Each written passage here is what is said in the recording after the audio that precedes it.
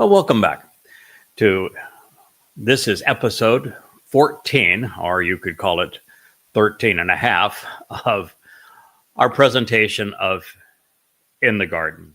I'm chuckling because, well, I think the 30 minutes of episode 13 of In the Garden was by a wide margin the most informative and power-packed presentation that we have done thus far.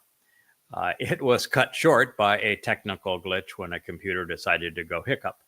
So we are back at it, and we will continue. We're going to call this episode 14 since, well, I really love episode 13 all by itself at the 30-minute mark at its conclusion. So here we go. The passage we were considering reads, Yahowah, which is God's one and only name, who is God, said to the spellbinding serpent, as a consequence of you having acted this way, you have brought a curse upon yourself, more than any other beast, and more than any other life form of this open environment. On your belly you shall move about, and dirt you shall eat all the days of your life. We spent 30 minutes discussing this in our last program, so I'll do a quick recap so that we have the right frame of reference. Yahweh's name had been left out of the entire episode, where his words were edited, copied, and conveyed incorrectly, misappropriated, to a large degree, counterfeited, misrepresented, and truncated. There were things that were also additions. It's the kind of stuff that makes religious texts like the Talmud, the New Testament, and the Quran. And in the midst of doing all of this copy editing of Yahweh's testimony, both adding to it, taking away from it, misquoting it, misappropriating it, misconstruing it, all of these things, all of the very substance of how religious texts like the Christian New Testament, Talmud, and the Quran come into being, Yahweh's name was routinely omitted, which is another sure mark that the text was not inspired by God. If you do not see Yahweh's name throughout, as you do not see it in the Quran, in the Jewish Talmud, or in the Christian New Testament, you know for certain that that text was not inspired by God, and because it passes itself off as being inspired by God, it is demonic in its origins. It was inspired by the very beast that Yahweh is calling a snake here. So the first name here should grab your attention. And it does not say the Lord. It says Yahweh, who is God, said to the spellbinding serpent. Hasatan isn't actually a snake. Yahweh uses metaphors to help us understand the characteristics of things. And in the case of our adversary, he acts like a snake. He is serpentine, which means rather than being straightforward, he is very convoluted, twisting, bending in his approach. So Yahweh's testimony is bent, it is twisted, and it is misrepresented. Second, snakes are cold-blooded, which means we would project a cold-blooded killer, for example, as a killer without remorse, without a sense of morals. And that would also describe Hasatan. We think of a reptile as being a pea brain by comparison to similar sized creatures as mammals. And this would also apply. He has been considerably dumbed down. When you read the Christian New Testament, the Talmud, and the Quran, which he inspired, the rhetoric within them is so vastly inferior to the Torah, prophets, and Psalms, it's obvious that, well, Hasatan is not playing with a full deck. He is not a very bright reptilian, although he does give credence to the conspiracy theory of reptilian overlords, considering the nature of what has been pontificated around the world. And of course, just yanking your chain with that one. And of course, the other aspect is that snakes are very often toxic, and their bite can be paralyzing. And this also applies and is pertinent as it relates to Hasatan. He paralyzes a person's ability to respond appropriately. And he is toxic such that his bite causes death. Now, his penalty, which we'll hear in a moment, was a consequence of his actions. God did not come after him and exile him forever and diminish his capabilities because of some new thinking or some whim or some change of heart or of mind or anything else. God has established cause and consequence. If you do this, then this is what happens to you. If you rely on his testimony and do as he asks, then all wonderful things await. If you twist his testimony, if you misrepresent his testimony, if you add to it, subtract from it, then bad things are going to happen. And God wants you to know that Hasatan faced this consequence, and he was brought low. He had a curse brought upon him, and he was exiled because he did these things. So you don't want to be religious, because these are the things that you find in conspiracy theories and societal customs and religions like Judaism, Christianity, and Islam. One of the worst is removing Yahweh's name, which is one of the tactics that Hasatan used in this case. And all three religions are guilty of that. So the curse that he brought upon himself, he invoked his own misfortune and affliction. You ought to know that God says these things and dispatches this sentence without hesitation. It was immediate. And God wants us to know that we ought not show compassion to, we ought not try to save, we ought not try to befriend, be tolerant of, show some accommodation to those who negate his name, misrepresent his name, twist Yahweh's words, cite Yahweh's words, misappropriate them. Any of these things, adding to them, taking away from them, any of these things should elicit the same response from us that Yahweh had. It's immediate, it's uncompromising. God did not try to save the snake. Keep that in mind. He did not try to save him. He condemned him. And if you want to be like Yahweh, if you want to be part of his family, if you want to live with him forever, then he expects you to model his responses. So he said that the snake would be more afflicted, earning a greater retribution for his actions than any other beast. A beast is a reference to the beasts of Babylon, which is the final place that Yahweh was calling his people out of. There are three Babylons. There's a national Babylon, which is the United States of America. There is a geographic Babylon, which is the Islamic Middle East. And there is a religious Babylon, which is the Roman Catholic Church. And he is calling his people out of Babylon. Babylon is the place where religion and politics were first integrated.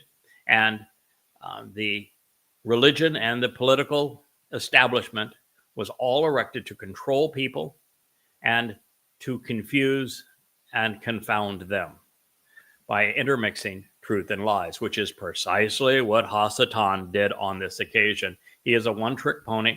That is his only game. He did it throughout the text of the Christian New Testament, the Babylonian Talmud, as well as the Quran, although he shows considerable signs of degradation because the quality of his work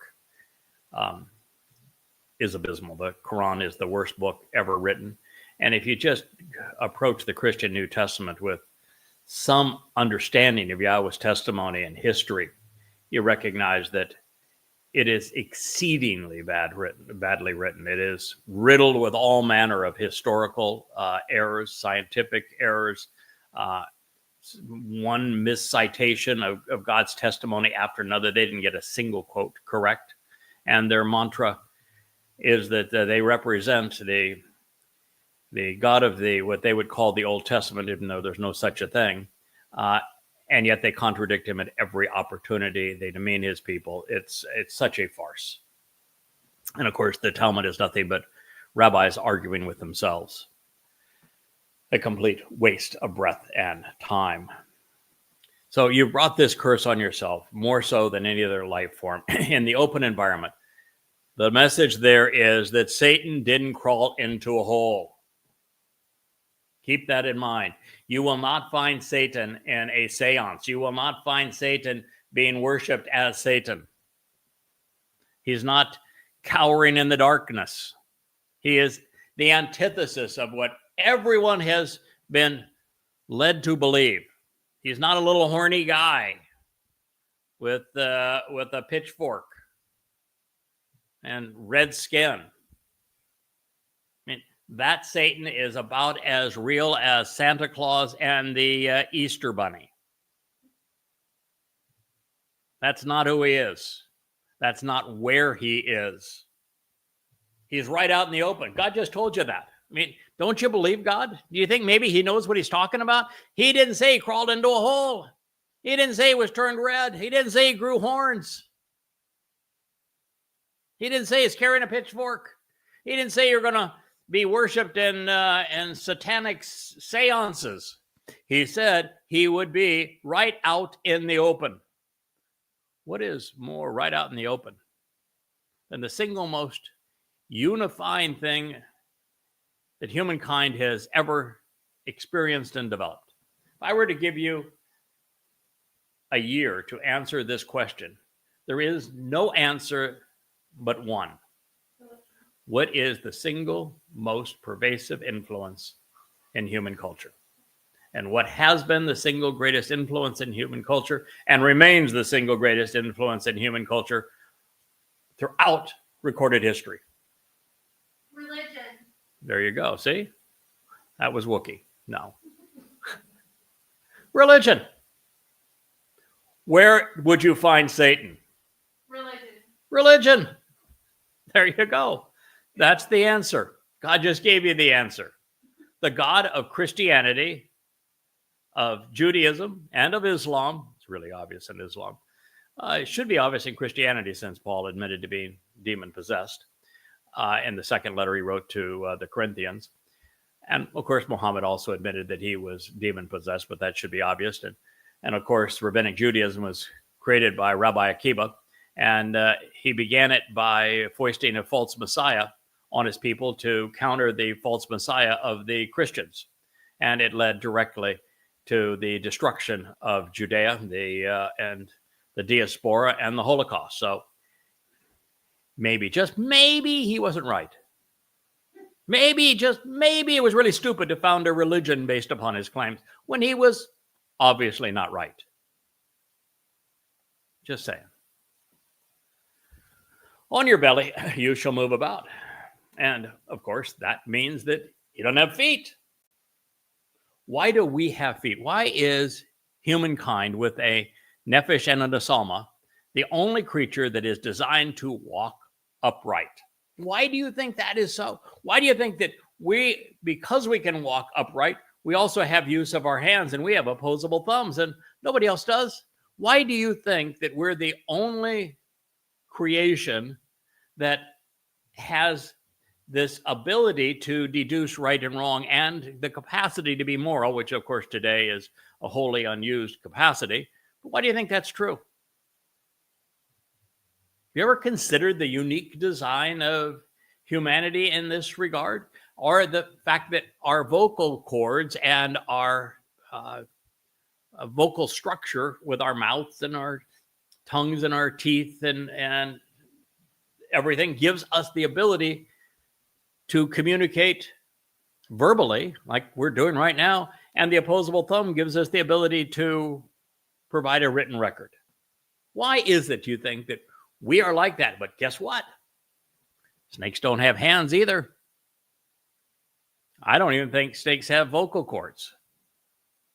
But this is something to think about when you differentiate between the various types of creation and why the serpent was made so that he couldn't stand up and humans were made so that they could, which makes it really, really stupid. I mean, really dumb when you don't, when you get down on your knees to pray to a God or prostrate yourself to him. When he designed you, stand up. Just saying. And you shall eat dirt all the days of your lives. Dirt. How did God say that he created mortal man? Out of what? The substance of the earth. Wouldn't that be dirt? So what do you think God is telling you about how Hasatan is going to act? What is he going to devour going forward? Think about the words now. What do you think that Satan wants to devour? Well, I'll give you a clue. In Islam, the first day of the first era of the Islamic era is the Pledge of Aqaba. The Pledge of Aqaba is 20 pagans telling Muhammad, we pledge to wage war against all humankind. Let me give you another clue. The Quran's most repeated theme throughout all of the what's called Medina, but they were revealed in Yathrib surahs, is that all good Muslims fight to the death and kill for Allah. So, kill, fight, wage war. What do you think is the number one objective in Hasatan's favorite religion? Did you say killing? Death? Yeah, Islam's a death cult. Just a matter of fact, read the Quran. It's not my opinion. It's obvious. He devours humankind. You know, the book that I painstakingly proved was Satan's autobiography. It had nothing to do with Yahowah because it fails the Devarim 18 test, but it also is a perfect hand-in-glove presentation of Satan's agenda. And Ezekiel, one of the most troubling aspects of it is that it presents 25 ways to kill a Jew. Now, my guess is that God didn't present to us 25 ways to kill a Jew, which means Ezekiel is not from Yahowah. It also has 2 explicit and grossly immoral rape scenes. And then all manner of contradictions of Yahweh's testimony throughout. So what Satan wants to devour is humanity. Why would Satan want to devour humanity? Have you ever thought about it? Now, some really bright people have come to the conclusion that Satan wants to devour humanity because he was jealous. That God paid too much attention to Adam and Hasatan as the cherub on the wall, saw all this happening, and he said, well, you know, I'm brighter, prettier, better than those guys down there, and you're paying all this attention to them and not me. Therefore, I'm going to attack and take away your favorite toy, God. See how that works out, God. I'm going to take away you really like these guys. I'm going to show you they're worthless. There may have been some truth to that, but by the way, it's not stated. So why? Why, when you make this decision, is Hasatan going to focus on one thing? Killing humankind, devouring humankind. The answer is that Hasatan knows that because of what he did, that he is ultimately destined for Sheol. And that is essentially a black hole, a lightless place where only time is eternal. It's a one-dimensional construct. Nothing escapes, but time remains. So it's a really awful place in the sense there's tremendous pressures and there is no escape. No tortures, however. No fires either, because it's lightless. The whole Christian and Islamic presentation of hell are both ludicrous. But that's what he knows is his destiny. Now, there's one way he can preclude it, and only one: devour humankind. No one left Who would Yahweh come back to? But it's more than that. He has to focus on Yehudim, Jews, and Israelites, Israelis. Because even if there are humans left, if there are no Israelites and Yehudim left, God's not coming back. He did make a promise to Abraham Lincoln. He did make a promise to Genghis Khan. Yeah, he didn't make a promise to Napoleon. He made a promise to Abraham. And he reaffirmed that promise with Yishak.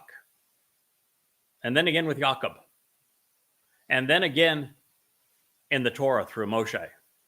And then again through Dod. And he's doing it again through me. God made a promise to his people. He's returning to his people. Yom Kippurim is homecoming and a family reunion with Yisrael and Yehudim. You want absolute proof? You read Yirmiyah 31. The covenant is reaffirmed with Yisrael and with Yehudim. Every end times prophecy speaks specifically of this. So, what if the number of Yehudim and Israelites is decimated? It was a good start for Satan in the Holocaust. And all of these Islamic wars, which is his favorite religion against Israel, is taking its toll. But that's not enough. Yahweh is not going to allow Satan to obliterate his people. So, what's his next ploy? There is no homecoming if Yisrael doesn't know Yahweh's name. If Yisrael doesn't know who their Messiah is, who's returning for them as their king. If Yisrael doesn't know what the conditions of the covenant actually are, what the 7 Moed Mikre represent, how they are interrelated, who fulfilled them, when, why, when is he returning? What is the purpose of the Shabuah harvest? What is the purpose of the Teruah harvest? What is the purpose of the Anima Parah? What do these things mean? When will they occur? What's going to occur on May 22nd of 2026? I know. And that's why I'm doing these programs, so that you can know. Because if you don't know these things, starting at the top with Yahweh's name, if you do not know these things, then there can be no family reunion. There is no homecoming. Hasatan wins. And therefore, why it might seem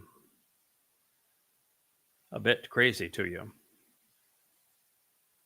I'm the reason Hasatan loses. Now, not on my own. Yahweh dispatched and offered 7 Ruach to guide my every step and every word and every thought. As I've written the 30 some odd books behind me, and so now as I speak directly to you, face to face, eye to eye. Yahweh has issued hundreds of prophecies about the role that I'm fulfilling in your lives. This mission of calling you home.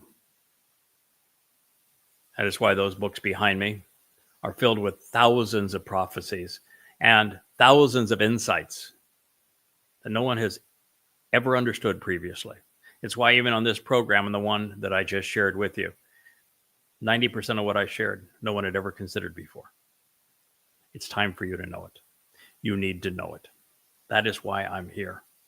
And should my role not be fulfilled, there is no Shabuah harvest. There is no Teruah harvest. There is no sacrifice of the red heifer. There is no Yom Kippurim return. There's no anointing of the Kipporeth, the mercy seat of the Ark of the Covenant. And therefore the earth is not restored to the conditions experienced here in Eden.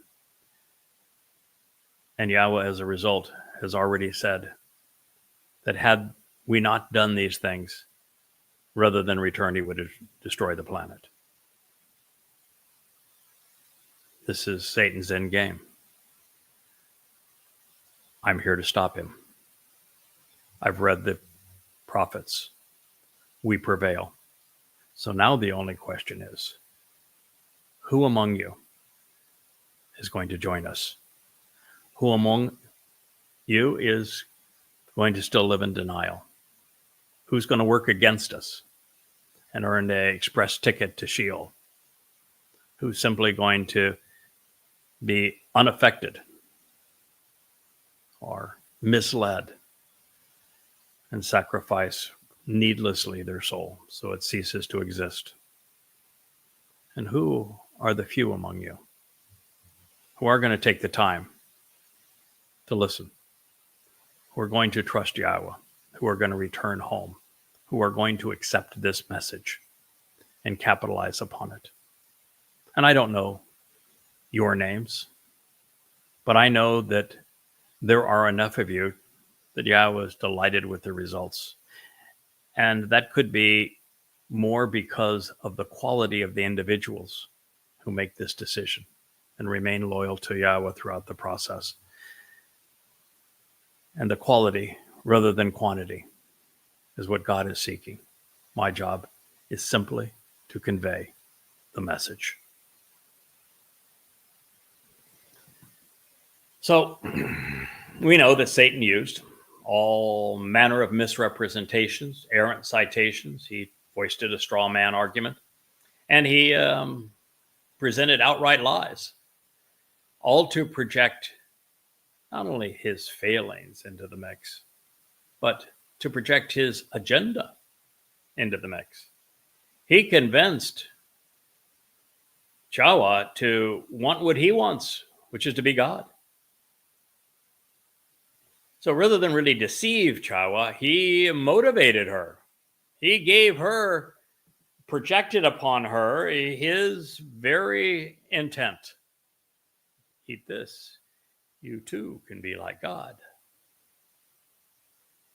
But anyway, it robbed Yahowah of her relationship with Yahweh. It robbed her of her home, and it robbed her ultimately of her soul. Now, he did so knowingly, he did so deliberately, and for that, Satan has been degraded. He will ultimately be incarcerated in Sheol. Now, Satan's sentence, however, was not death, so that's as important. Spirits, unlike souls, are all immortal. Even God cannot kill them. And that is why the misfortune the adversary brought upon himself is retribution, being degraded, and ultimately eternal isolation. Satan will be tossed into a lightless abyss at the beginning of the Sukkah millennial Shabat and will remain in Sheol forevermore.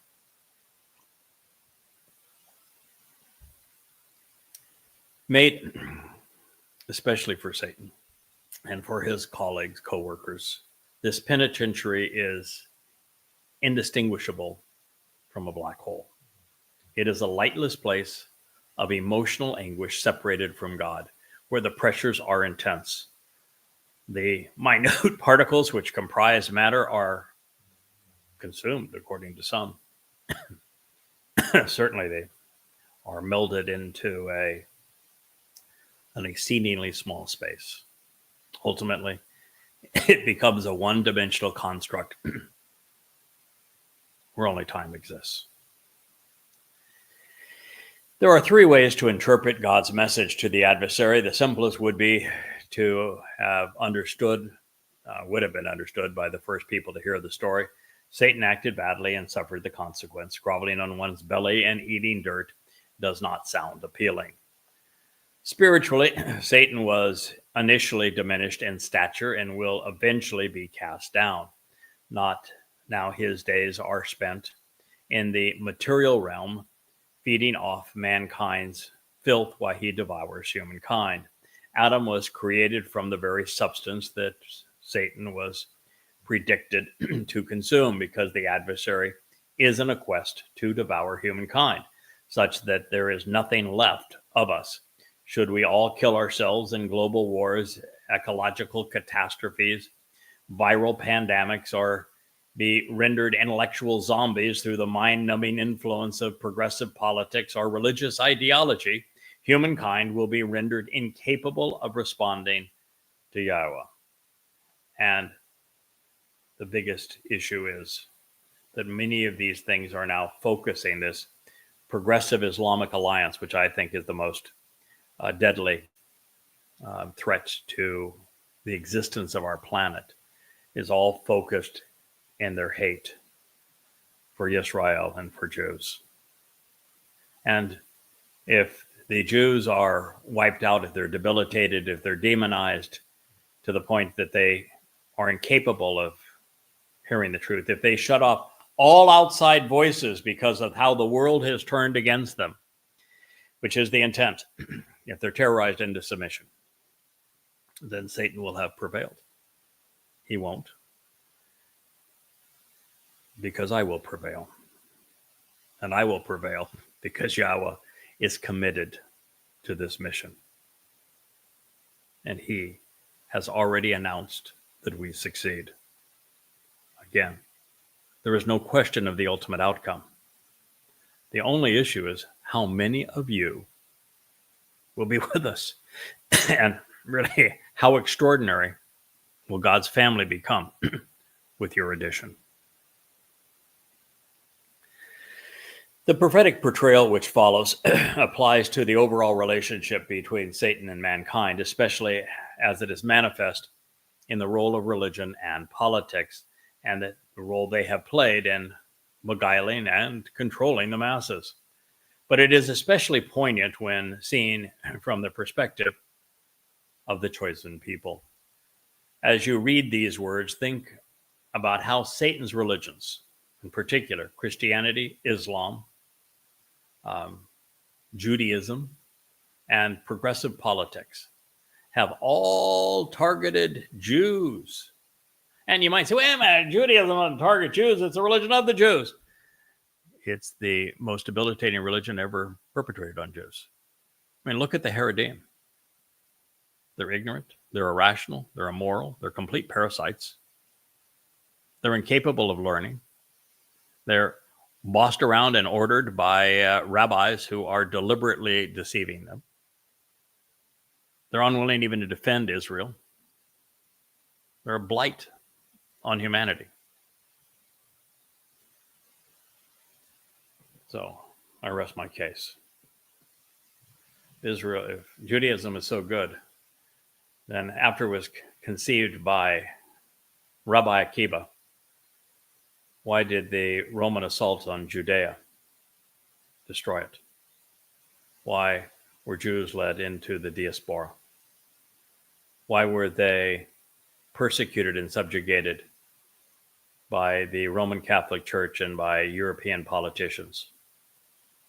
Why were they tortured by the Ottoman Empire and then again by Muslims today?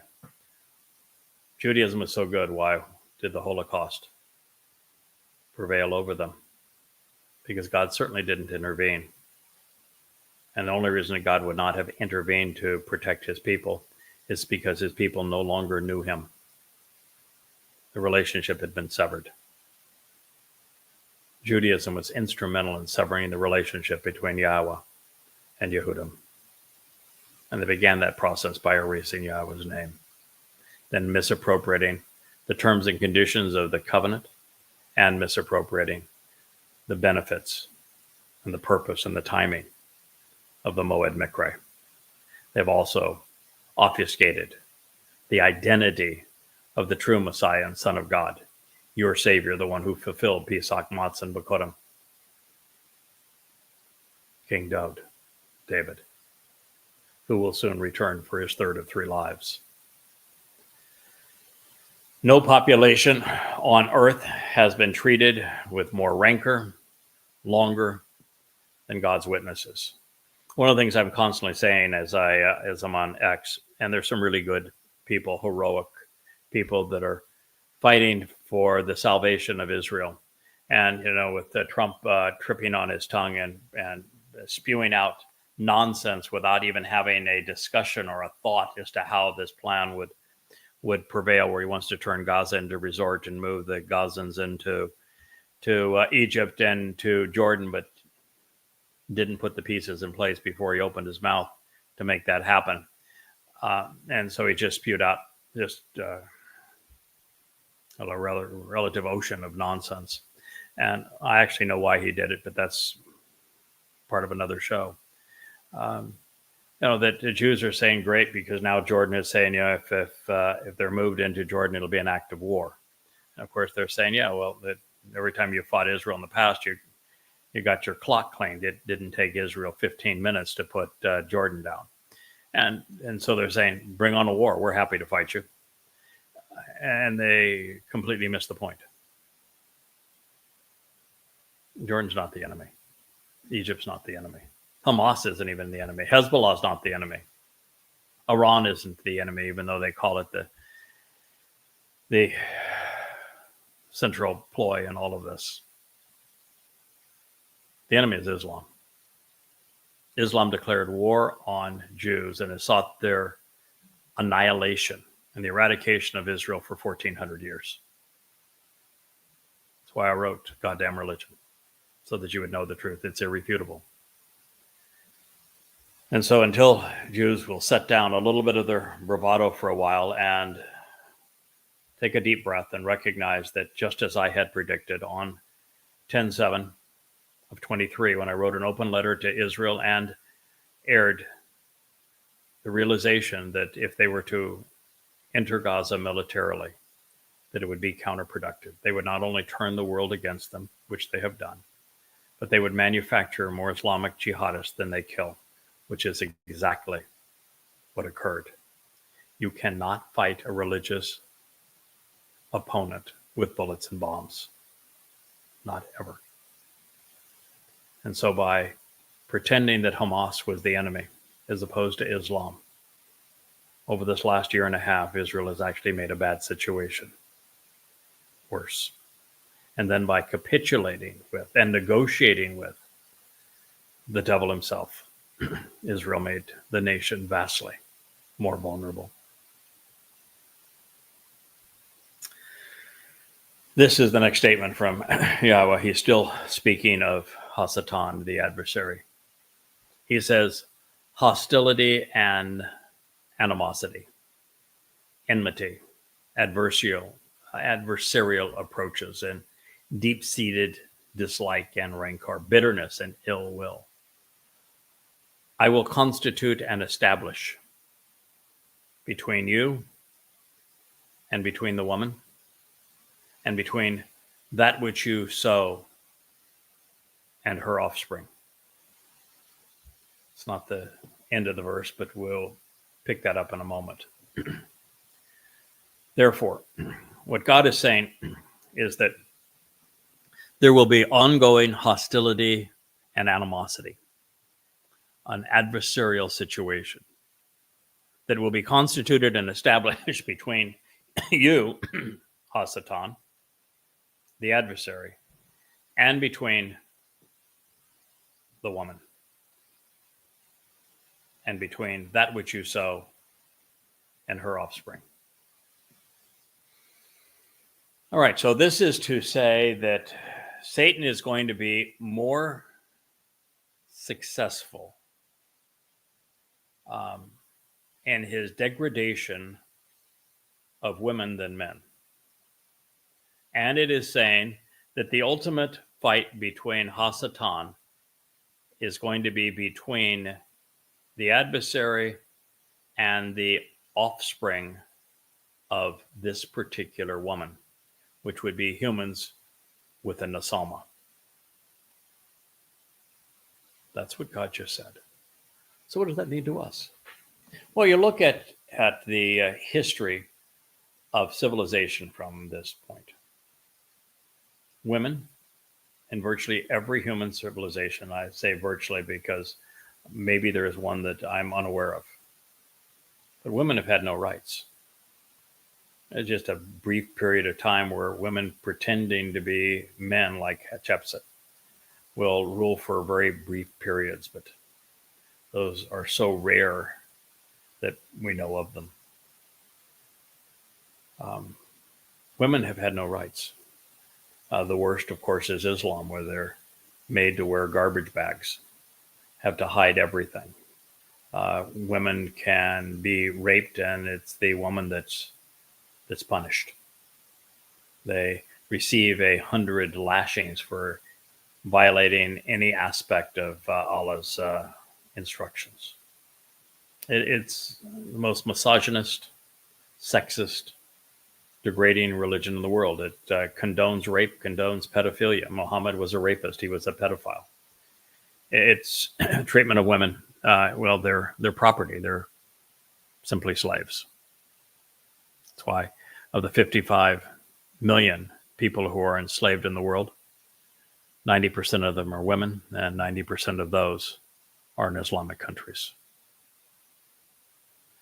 So, and it's also why there are hundreds of millions of women, girls, who've had their genitals mutilated in this religion. But Christianity is only slightly better. Paul writes that men lord over women. That means women are subservient to men in Christianity. That's not good either. In Judaism, a religious Jew wakes up each morning and says, "Thank God I'm not a woman." Women have no rights. Again, they're made to shave their heads. They can't even get a divorce and leave their man without the man's permission. So you look what humans have done with their religions. You look at human history, and it's true that women have been horribly degraded. The woman chose to misquote God. The woman chose to be like God. She thought she was going to rise up from her already elevated state. And this is what happened. Now, as it relates to what Hasatan has sown, he has sown the seeds of sedition, of subjugation, of persecution, of demeaning people, of demonizing them, of luring them away through religion. What he has sown more than any other thing are the religions of Judaism, Christianity, and Islam. And he sowed the seeds of socialist, communist, progressive libertarianism, more government, more control, more influence over speech, less personal accountability, less good judgment. This is what Satan has sown. This is why Yahowah asked me to begin our relationship together by exposing Satan's most adroit religion, Islam. It is why very shortly thereafter I was asked to write an expose exposing and condemning his most popular religion, Christianity. It is why I ultimately wrote a number of volumes exposing and condemning the most damning religion ever for Jews, Judaism. Now, keep in mind, it is because of Judaism that Christianity exists. It is because of Judaism Islam exists. And I've shared the explanations of those facts on other programs, but it's irrefutable. And it's because of Jews even that progressive socialist, communist socialism exists. Israel has, and Jews have manufactured their own enemies.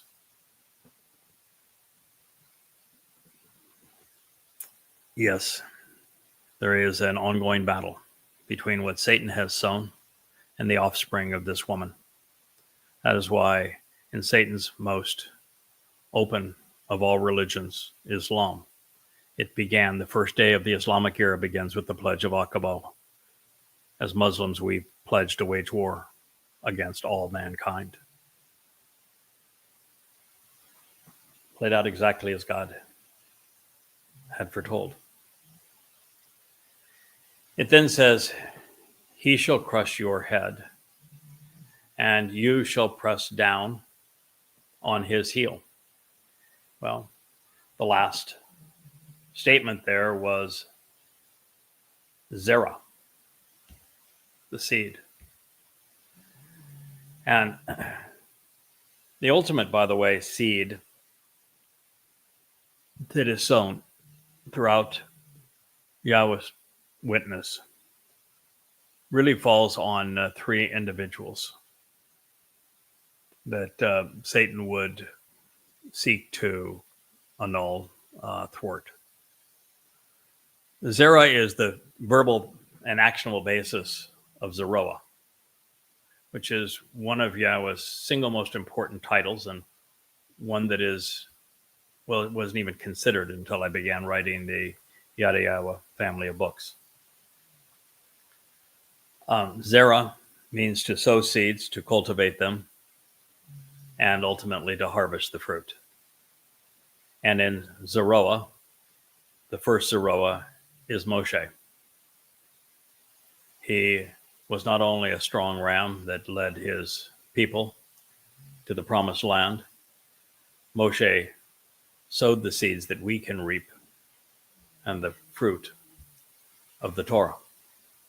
The ultimate Zeroah, who was not only those things, but in addition served as the sacrificial lamb, which is the Torah's definition of Zeroah, is David.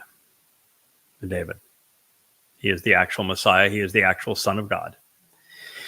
He is the real Savior who fulfilled Pesach, Matzah, and Makodim. He is our returning King. And just as he has three lives, there are three Zeroah. Just as he was anointed 3 times, there are 3 Zeroah. Just as he lived his life at the midpoint from Eden back to Eden, in year 3000 Yah, there are 3 Zeroah.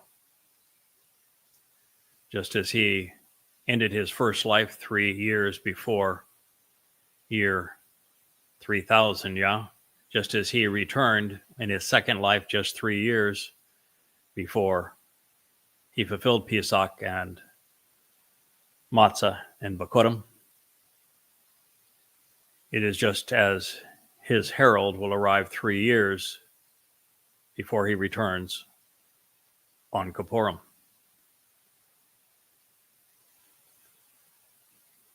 Yes, there are 3 Zeroah. I am the third. My job is to act like a Zeroah and to cultivate the seeds that Moshe and Dod have sown, so that there is a fruitful harvest on Shabuah and again on Teruah. And so that there is a homecoming and a family reunion on Kippurim. This is very precisely what God was conveying in this message. This is what Satan most wants to thwart. That's why there is a Talmud, a New Testament, and a Quran to supersede the Torah in those religions. That is why there is a false Messiah in Judaism, Christianity, and Islam to thwart the life of the greatest of the Zeroah. That is why there's a rebellion now against me. That is why that it is so challenging to deliver this message to you. Why so few people will ultimately listen. Because Satan has so many voices, and they are so loud, they are so shrill, that you really have to want to know the truth. And you have to be willing to invest the time. You have to walk away from religion and politics and open your mind to this opportunity and embrace it if you're going to be part of the Zerah, the fruit that is harvested. He shall crush your head. He, Moshe, Dod, Yada. He shall crush your head. That is what we do. We crush demons. Whether the demons are religious or the demons are spiritual. Our job is to crush the demons. We bruise them, we strike them, we crush them, and we do so call imperfect, literally, actually, genuinely, and on an ongoing basis without ever relenting.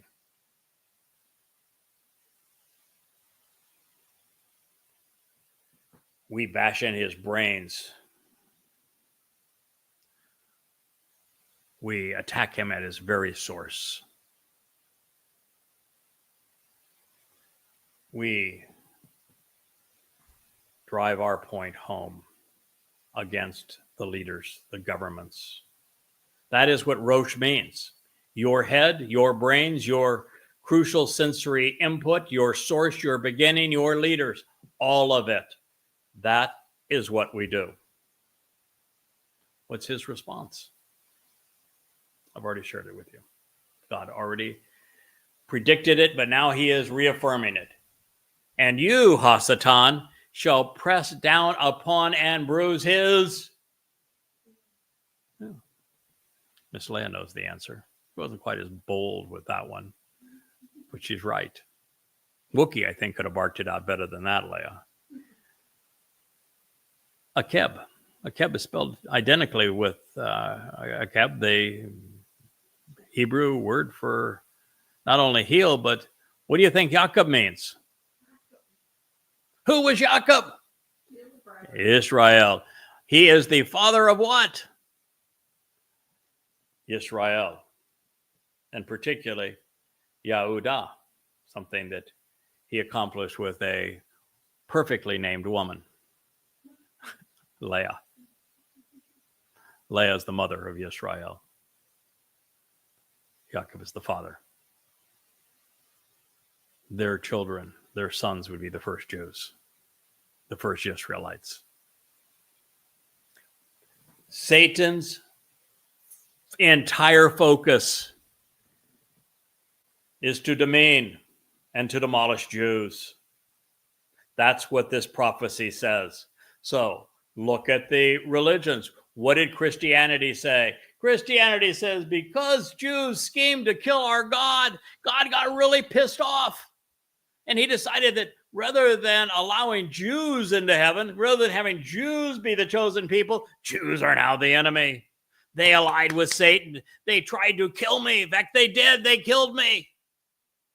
Well, of course, it was all a lie. Jews had nothing to do with it. It was the Romans that killed. And it wasn't a Jesus because he never existed. It was Dode, and he wrote the whole story 1,000 years before he endured it. So that nothing was true. But the religion of Christianity is based upon replacement foolology. And the foolology is to take every promise away from Jews and apply it to Gentiles. No support for that. In fact, there are thousands of prophecies that said that's dead ass wrong. But, you know, in matters of faith, evidence and reason doesn't matter, even if the evidence and reason comes from God himself. But Christianity exists to take everything away from Jews, to demonize them, to make them such that it is appropriate to kill them, to steal from them, to torture them, to subjugate them, to plunder them, to degrade them, to annihilate them, and smile while you do it. That's the nature of Christianity. It robbed the Gentiles of knowing that Dode was the Messiah and the Son of God, that he fulfilled Pesach, Matzah, and Makodim. Then you look at Judaism. Rather than acknowledge, again, that Dode is the Messiah and the Son of God, the returning king, they fought one false Messiah by foisting another. As if two lies somehow make this right. And nothing has been more harmful to Jews than this lie, because it took them even further away from the recognition of what Father and Son have accomplished for you.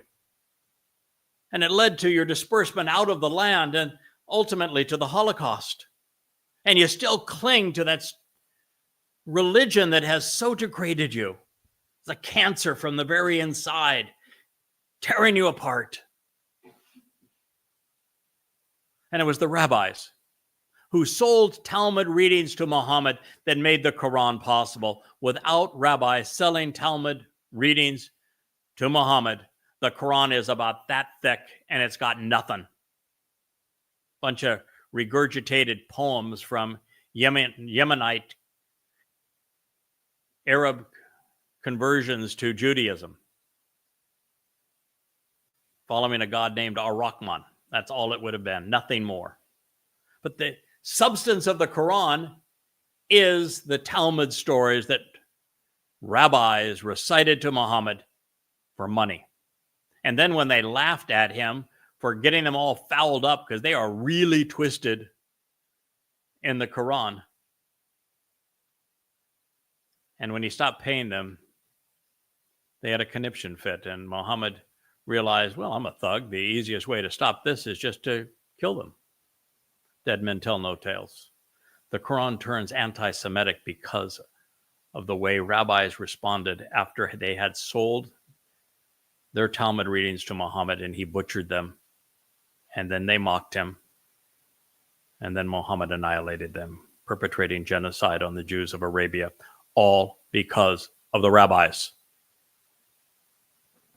They created this enemy, and they won't even stand up today to defend you against the monster they made.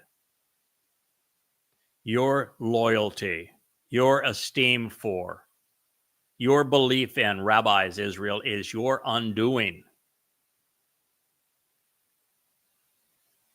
Of course, then there's the legacy of the religion that Hasatan and the non-prophet Muhammad, the worst man who ever lived, a pedophile, a rapist, misogynist, slave trader, mass murderer, sadist, man who committed all manner of incest, who admitted that he was a liar, who admitted that he was demon-possessed, a man who led 75 terrorist raids in the first 10 years of the Islamic era,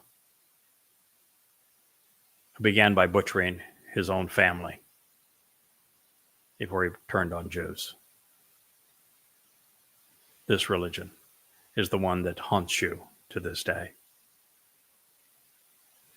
Yes, Hasatan is focused on a single ethnicity, the heel, Yaqub. That's why the book of Ezekiel presents 25 ways to kill a Jew. That's why Islam is focused on anti-Semitism and mass murder of Jews. It's all right there. We haven't even left the 3rd chapter of Bereshith, Genesis, and God's told you the whole story. Why am I the first person to explain it to you? In 3,400 years.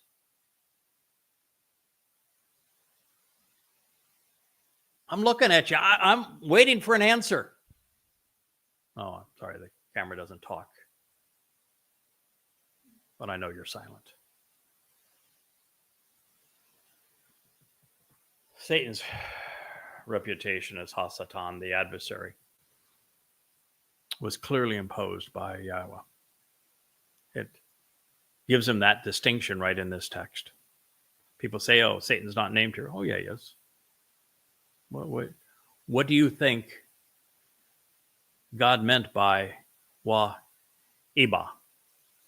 What do you think hostility, animosity, enmity, adversarial, dislike, rancor, bitterness, and ill will means?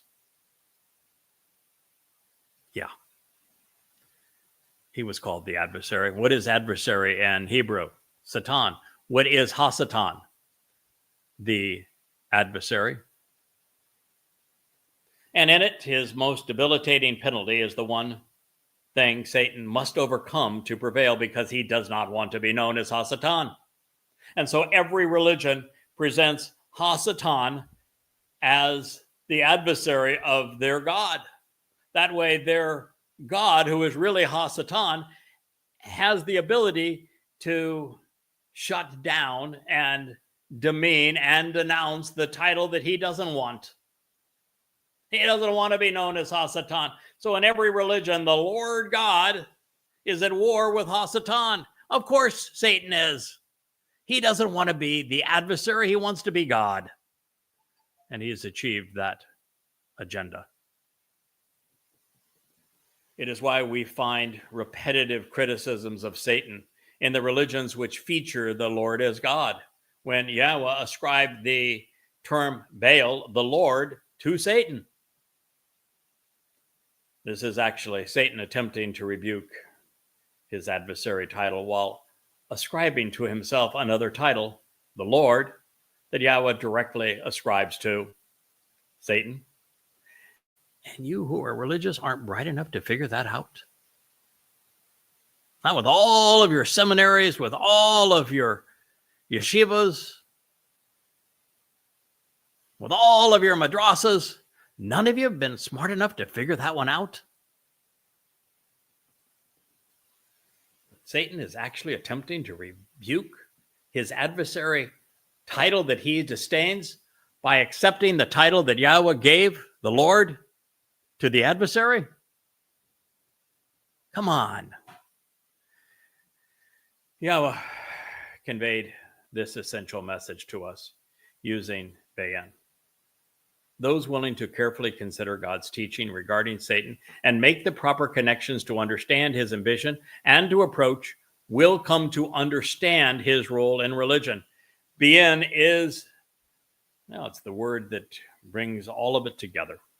It is the word where if we make the proper connections and associations, we can go from reading the text, which I have done for you, to understanding the text, to understanding the implications of the text. That's why when we do these programs, 10% of the time I'm sharing what I have written to you, and 90% of the time I'm sharing what it means to you. That comes from Bien. To Yada is to know what God said, which very few people do these days. It's a good start. It's an important start. That's why the book series that this particular volume is found in is called Yada Yahowah, to know Yahweh. But Bien is the next step. Bien is where real magic happens. Bien is where we are expanded, where we're enlightened, where we're enriched, where we're empowered, where we're enabled. Because while knowledge has value, understanding may be the most powerful force in the universe.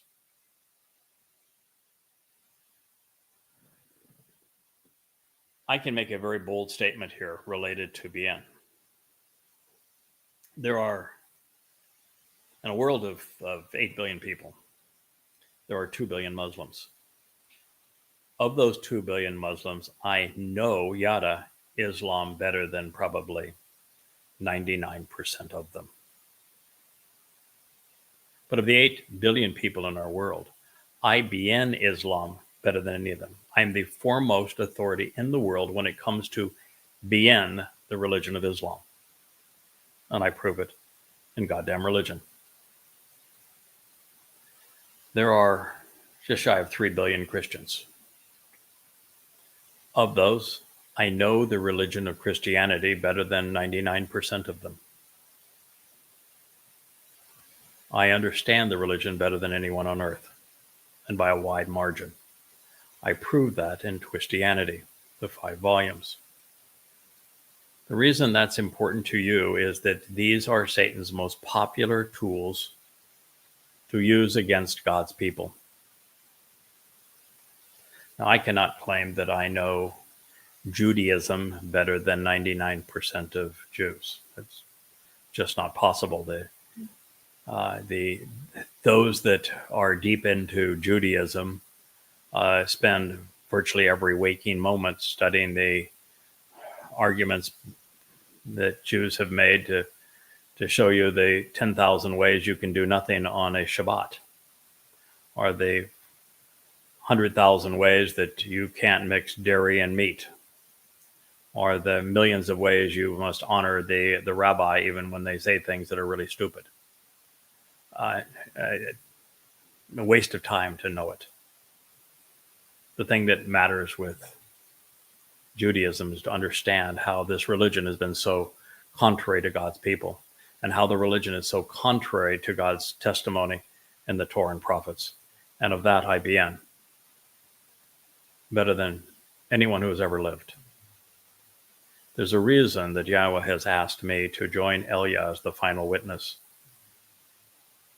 I know these three beasts, and I know the beast of progressive libertardism and the consequence of it better than anyone who has ever walked this earth. And while those are essential things for you to know, because all of them have to be pushed out of the way. That guy on the back of me, the very top with the blue arms and the blue head, he's not holding up the world. I have no interest to do that. He's pushing the world away. He's pushing the adversarial influences of politics and religion and militarism and deceit away. I must do that for you to see the truth. But the thing that I begin more than anything since Dode 3,000 years ago is I begin Yahowah. I begin Yahowah, which is why he has asked me to speak to you. Because Yahweh wants you to Yada him and then begin. That's our deal. That's why I'm here. And I want to thank you for listening. This is a natural place for us to conclude. Episode 13B, or we shall call it episode 14 of In the Garden, and so much more as part of the Yahowah blog. I am Yada, also Craig Winn, and I thank you for listening.